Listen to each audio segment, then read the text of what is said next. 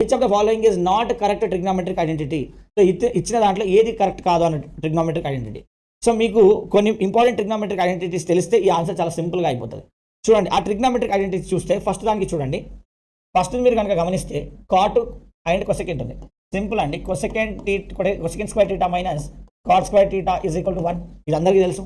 ఇప్పుడు చూడండి, ఈ మైనస్ కాట్ కాస్ట్ ఇటు వెళ్తే plus cot 1 plus cot square is cosecant square. ఇది కరెక్టే కదా? కరెక్టే. ఇక్కడ చూడండి నెక్స్ట్. ఓకే, సీకెంట్ టాన్ ఉంది. మీకు అందరికీ తెలుసు secant square theta minus tan square theta is equal to 1 అని. సో ఇప్పుడు చెప్పండి, ఈ minus tan square theta right side వెళ్తే ప్లస్ టాన్ స్క్వేర్ టీటా, అప్పుడు secant square is equal 1 plus tan square.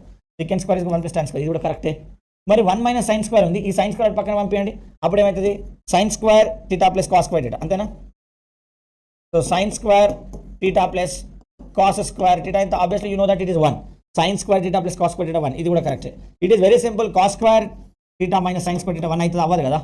So అందు గురించి that is absolutely wrong one. So అది